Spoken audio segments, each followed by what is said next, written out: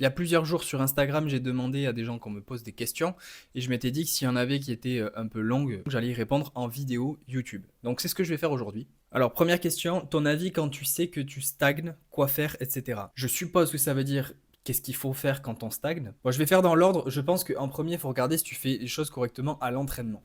Est-ce que tu as suffisamment de fréquence de travail? Si tu fais un squat, un bench, un terre par semaine, bon, c'est peut-être pas assez. Il faut peut-être rajouter du travail. Est-ce que tu as suffisamment de séries de travail dans ta semaine? Pareil, si tu n'as que 3 séries de travail, c'est peut-être pas le mieux. Si tu en as 25 sur un squat, c'est peut-être pas le mieux non plus. Est-ce que tu as une intensité suffisante? Est-ce que tu fais toutes tes séries RPE 2? Dans ce cas-là, je pense que tu peux augmenter ton intensité. Ou est-ce que tu fais toutes tes séries RPE 10? Dans ce cas-là, je pense que tu peux baisser ton intensité. En fait, il faut trouver un juste milieu sur tout, sur la fréquence, sur le volume, donc le nombre de séries, sur le nombre de reps, sur l'intensité en termes de RPE. Il faut trouver un juste milieu, celui qui te permet de récupérer et d'être suffisamment stimulé pour créer des adaptations et pour progresser. Est-ce que tu as une technique qui est suffisamment stable et répétable? Si ta technique elle va dans tous les sens toutes les semaines et que tu fais pas deux squats qui se ressemblent, tu vas pas aller très très loin. Et si jamais tu fais tout bien du côté programmation et technique, ce qui est déjà assez compliqué, regarde tous les aspects en dehors de l'entraînement. Est-ce que tu dors suffisamment? Est-ce que tu dors bien? Est-ce que tu manges suffisamment et tu manges bien? Est-ce que tu as assez de protéines? Est-ce que tu as assez de calories? Si tu es à PDC moins 10, peut-être qu'il faut que tu manges un petit peu plus, tu vois. Donc la stagnation, elle peut venir de plein de choses, hein. Des fois, c'est juste une mauvaise programmation, une mauvaise technique, une hygiène de vie catastrophique. Il faut que tu analyses chacun de ces points pour voir d'où ça peut potentiellement venir. Jeux vidéo préférés. Alors ça, c'est compliqué. Les jeux auxquels j'ai joué les dernières années, ceux qui m'ont le plus marqué, c'est les jeux d'aventure solo. En fait, je dirais qu'en jeu d'aventure solo, j'ai adoré Elden Ring. Vraiment, Elden Ring c'est banger absolu. Je sais pas combien d'heures j'ai mis dedans, mais je les ai pas vus passer. En fait, dès que tu commences à jouer, en plus moi je suis quelqu'un qui a tendance à me faire distraire assez facilement dans un jeu. Genre dans les jeux en open world, je vois un truc à 500 mètres devant moi, je suis en mode ah, je vais aller voir ce qu'il y a là-bas. J'y vais, je fais la zone. Et une fois que je suis dans cette zone, je vois un autre truc à 500 mètres plus loin et je suis en mode oh, qu'est-ce qu'il y a là-bas? Je vais y aller. Et du coup, je passe mon temps à explorer, à tout explorer vraiment de fond en comble. Et les jeux comme ça, pour moi, c'est vraiment pépite absolue. Parce que genre, j'ai tellement d'heures à passer dedans. Le problème, c'est que du coup, bah, tu fais pas grand chose d'autre dans ta vie à part ça. Mais c'est un banger. J'ai adoré Elden Ring, vraiment. La difficulté du jeu, elle peut repousser pas mal de gens. Mais moi, j'aime beaucoup les jeux qui sont challengeants. J'aime pas vraiment les jeux ligne droite où tu te fais chier en fait. Si je veux me faire chier et pas avoir de challenge, je regarde une série. Tu vois, je vais pas jouer à un jeu. Si je joue à un jeu, je veux être un minimum challengé, un minimum stimulé, et pas que ce soit un tout droit, tout facile, tout on te tient la main pendant tout le jeu, tu vois. Donc Elden Ring, j'ai vraiment adoré. Les possibilités de gameplay sont vraiment énormes. Genre tu peux jouer plusieurs styles différents de combat. Donc il y en a pour tous les goûts, je trouve. Et sinon, en termes de jeu multi, on va dire, c'est Apex. Genre Apex Legends, vraiment, c'est le meilleur FPS auquel j'ai pu jouer, vraiment sans aucun doute. La fluidité des mouvements, elle est abusée, vraiment c'est trop plaisant de jouer à un jeu comme ça. C'est ultra fluide, les mouvements sont parfaits, en vrai c'est juste parfait. La dynamique du jeu, la gravité du jeu, t'as l'impression de flotter dans les mouvements, c'est trop plaisant à jouer, vraiment c'est exceptionnel. Et j'aime bien le fait que t'aies pas 3 balles à mettre sur quelqu'un pour qu'il meure, il faut vraiment mettre ton chargeur entier dessus, sinon t'es mort. Il y a un vrai skill à comprendre avec le fait de se régénérer, de se cacher, le rétrécissement des zones, etc. J'ai pas du tout été dans la vague Fortnite personnellement, et Apex c'est un truc que j'ai découvert super tard, mais j'adore le jeu. Le jeu est vraiment trop trop bien, et j'y joue encore maintenant, hein. Juste je fais pas de Battle Royale parce que c'est trop long et j'ai pas envie de looter pendant 10 minutes et de me faire déchirer au premier duel. Donc je fais de la MME et tous les modes de jeu qu'il y a un petit peu comme un Call of, tu vois. Mais je trouve que c'est 1000 fois mieux Apex que Call of, et pourtant j'ai passé toutes mes années collège, début lycée à jouer à Call of. Vraiment j'ai mis tellement d'heures dans Call of. Genre Modern Warfare 3, Black Ops 2, Ghost, Advanced Warfare, Black Ops 3. Vraiment, pendant 5 ans je pense que j'ai pensé Call of Duty, mais j'ai découvert Apex super tard et je préfère largement Apex. Vraiment, y a pas photo. Tu préfères avoir un athlète ultra investi mais vraiment nul, ou pas du tout investi mais il a le potentiel de faire podium aux Worlds?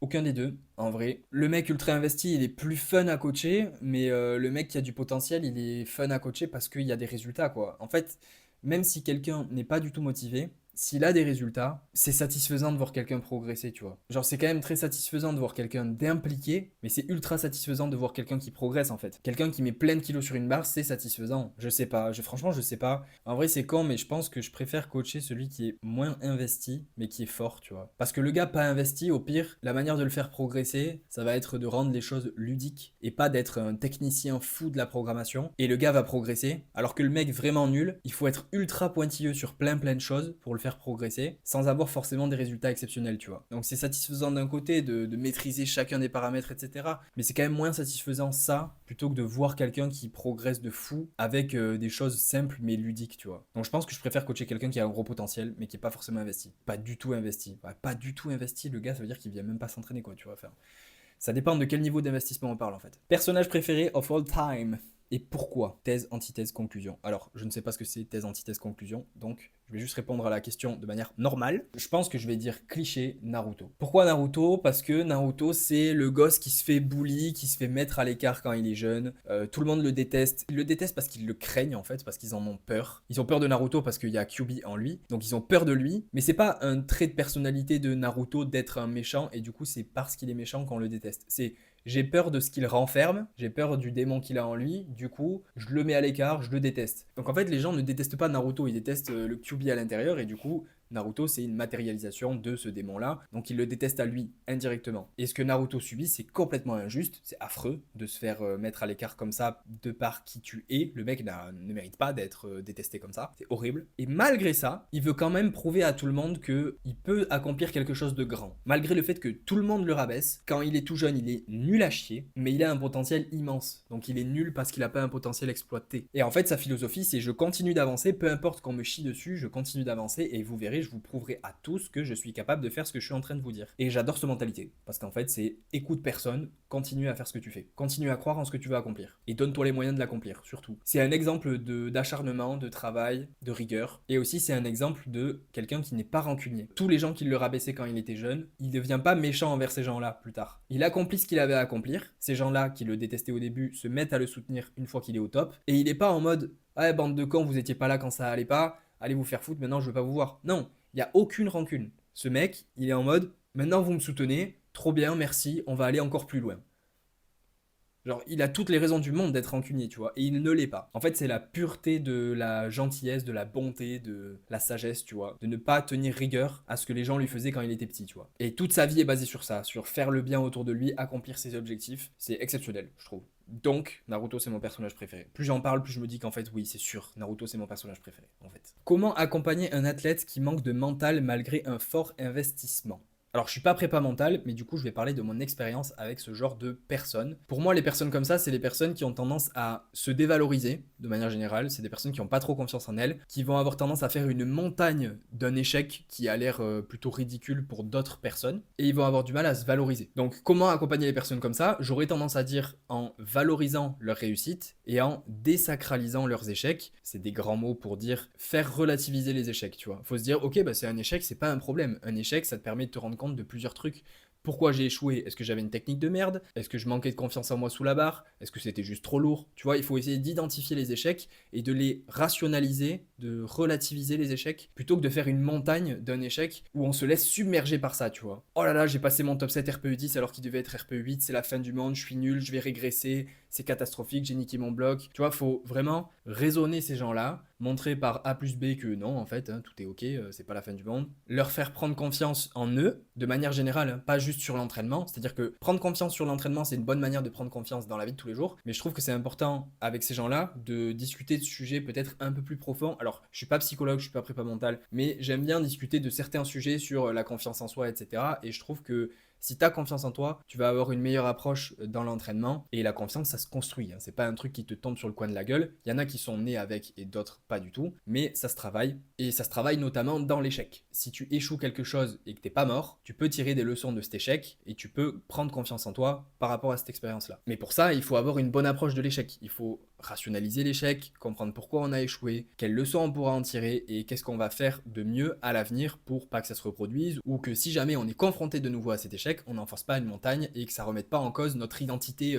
profonde. Comment accompagner quelqu'un comme ça? Je dirais en valorisant ses réussites, en rationalisant les échecs et en lui permettant de relativiser, et en essayant de faire prendre en confiance cette personne-là. Donc encore une fois, c'est pas totalement le travail du coach, mais en partie quand même. Moi, tu vois, je veux pas juste faire du coaching sur je veux que tu prennes un total et puis c'est tout. Je veux que les gens ils puissent progresser dans le sport, donc avoir un meilleur total, progresser en tant que personne, tu vois, gagner en maturité, avoir une meilleure vision d'eux-mêmes, gagner en confiance en soi. L'objectif, c'est de faire progresser les gens en leur faisant comprendre au maximum ce qu'ils font de mal pour qu'ils le fassent mieux. Et je pense que par toutes ces étapes-là, les gens prennent de plus en plus confiance en eux, ont plus de facilité à s'exprimer avec moi et donc avec les gens autour d'eux. Et je trouve que c'est important, en fait, parce que on coach des personnes, on coach pas des robots. Donc cet aspect-là, il est super important. Tes mangas et animés préférés, man.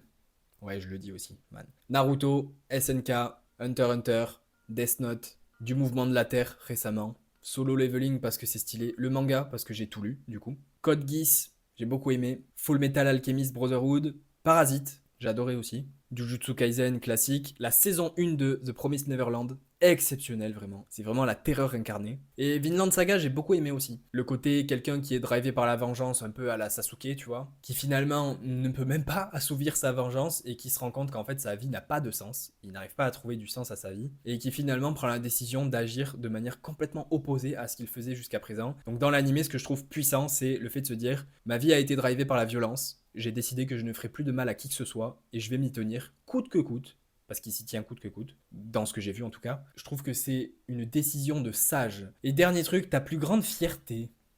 Alors là, je dirais que c'est ma capacité à ne pas trouver d'excuses pour m'apitoyer sur mon sort, mais plutôt à être orienté solution. Parce que j'ai pas d'accomplissement où je me dis waouh, ça c'est une fierté exceptionnelle. Dans un certain contexte, je pourrais dire oui, je suis très content d'arriver là où j'en suis dans le sport, de continuer d'avancer, etc. Mais cette conséquence d'être fort dans le sport, c'est le résultat de moi qui cherche des solutions dans mon entraînement au lieu de trouver des excuses, tu vois. Pourquoi je progresse pas? Je suis pas en mode oui, mais c'est parce que j'ai pas la génétique, j'ai pas l'environnement qu'il faut, blablabla. Non, c'est pourquoi je progresse pas? Comment je peux faire pour progresser? Je trouve une solution, je progresse. Et ça, j'aime être comme ça dans ma vie de manière générale. Je trouve que c'est une mentalité qui te permet d'aller 1000 fois plus loin plutôt que d'être orienté problème comme une victime, tu vois. Je déteste prendre la place d'une victime. Ça veut pas dire que je peux pas être une victime, mais je déteste me mettre le rôle de victime alors que c'est possible de ne pas l'être. Tu vois. Donc quand il m'arrive un truc, si jamais je peux en être responsable en partie, je veux prendre cette responsabilité pour trouver une solution pour avancer de cette situation de merde. Je trouve que c'est beaucoup plus sain d'ailleurs. Ça permet d'aller beaucoup plus loin et de vivre beaucoup plus en paix avec soi-même. Au lieu de blâmer le monde, blâme-toi toi-même et essaye de régler les choses ou de faire au moins ton possible pour avancer. C'est 1000 fois plus sain. Vraiment, tu vas beaucoup plus loin comme ça et ta vie, elle est beaucoup plus paisible. Voilà, c'est tout pour cette vidéo. J'espère que tu auras aimé. Si tu as aimé, mets un j'aime, commente pour dire ce que tu en as pensé. Je te dis à la prochaine. Reste positif. Peace. Voilà, c'est tout pour cette vidéo. J'espère que tu auras aimé. Je te dis à la prochaine. Reste positif. C'est pas ça.